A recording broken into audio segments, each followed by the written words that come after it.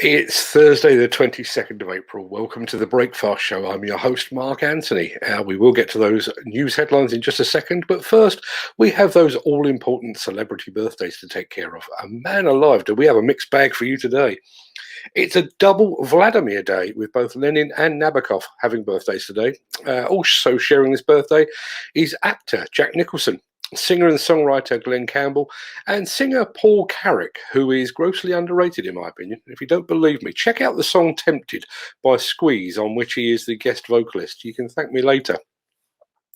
And finally, it's also the birthday of theoretical physicist and the man behind the Manhattan Project atomic bomb, Robert Oppenheimer. And Oppenheimer is famous for this quote: "Now I am become death, the destroyer of worlds." And if Destroyer of Worlds isn't the most demolition quote you've ever heard in your life, I don't know what is. We'll be right back after this. If you enjoyed this show, please consider supporting us. Go to buymeacoffee.com/demolition news.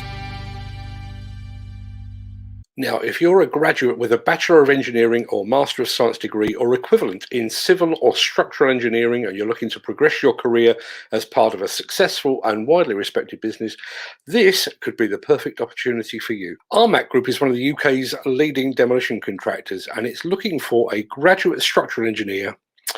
As a graduate structural engineer, you will work alongside engineering, technical and management team to ensure that projects are delivered safely, on time and within budget.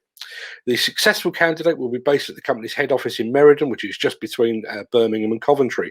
And duties will include, although not exclusively to, developing 4 weekly programs with the site engineer and benchmarking productivity measures, assessing actual program and productivity achieved for review at weekly progress meetings, completing inspection and test plans, risk assessments and method statements, procurement of plant and equipment through requisitions, and developing temporary works and lift plans.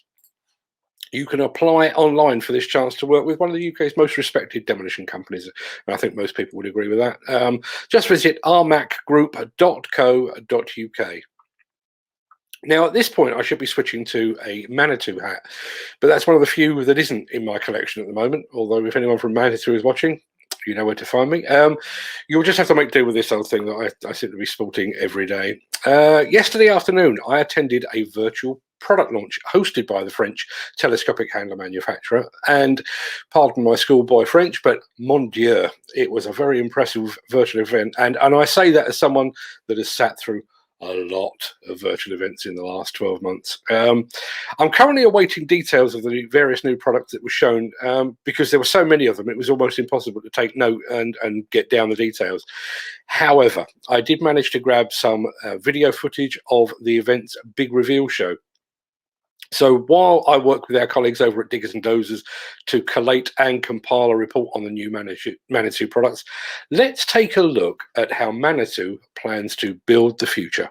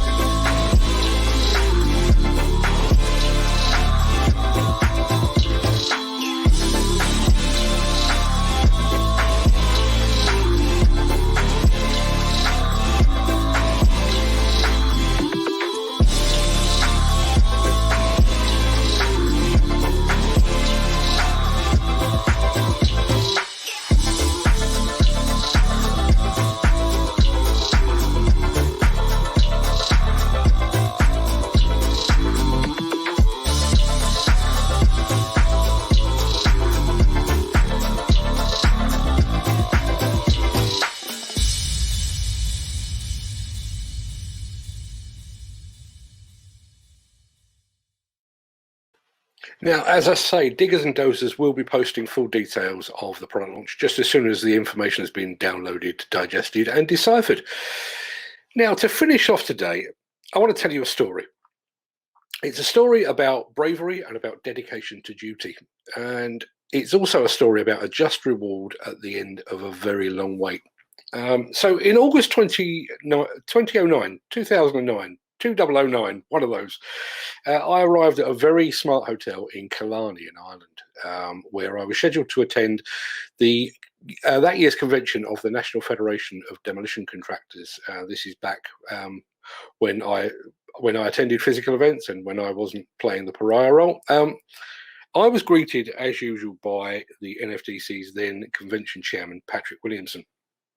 Now, I've known Pat for a number of years, so I greeted him with a very informal, "Hi, Pat, how's it going?"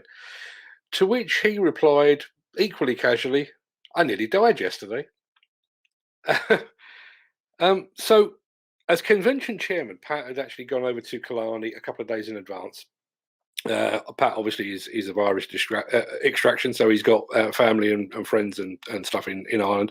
So he'd gone over a couple of days early just to make sure that all was well with the hotel, that everything was in order before the hundreds of guests descended upon that hotel for the NFTC convention.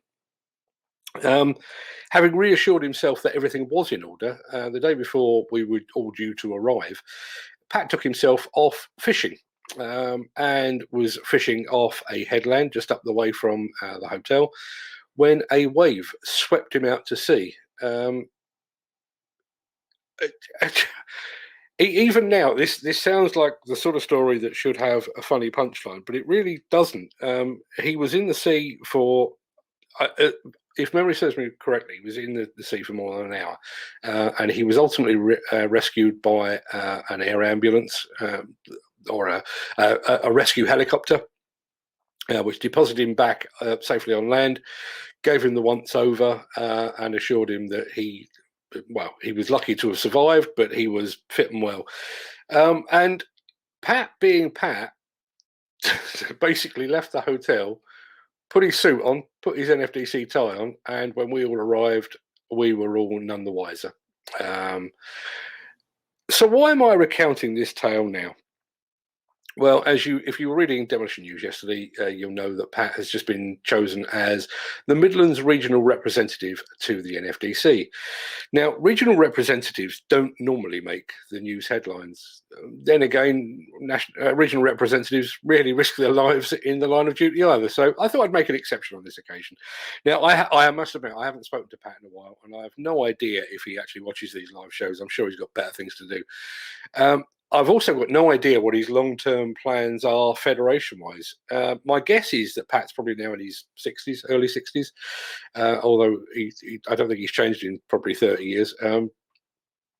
That being said, I think a run for president could easily take 10 years from the point of regional rep. So I don't even know if that's actually on his mind. What I do know of Pat is that he is a stickler for tradition and for protocol.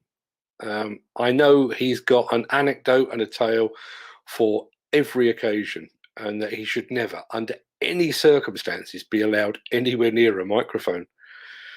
But I also know that there is literally no one more passionate about the NFDC or more dedicated to its cause. So while his appointment as regional rep is a small and belated reward for a man that nearly paid the ultimate price in service of the NFDC, I'm sure he'll be delighted, absolutely delighted, to be back in the Federation fold. So if anybody sees Pat, please pass on my congratulations, because it is rich reward for, as I say, a near-death experience. I'm still looking for the punchline, but there isn't one. That just about wraps up things for me today. According to my diary, today is a writing day, so weather permitting, I might just take the laptop into the garden and seek a little inspiration there. But before I go, just one other small thing. Following a discussion yesterday afternoon, I think that the Breakfast Show finally has a sponsor. I can't name them quite yet, as there's still a few details to iron out, but hopefully we'll have them on board very, very soon. We're not making big money here. We're only 41 shows in. We're still growing the audience. We're perfecting the show, and it remains an unproven project. But the sponsorship will allow us to pump some more money into the show and to help us make some further improvements along the way. So watch this space. Hopefully we'll be bringing that to you in the very near future. In the meantime, I'll be back here at 10 a.m. as usual tomorrow, and it's St. George's Day tomorrow, so you can expect just a smidgen of English patriotism stirred into the mix.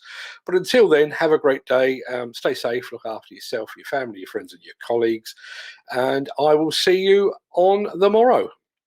Thanks for watching.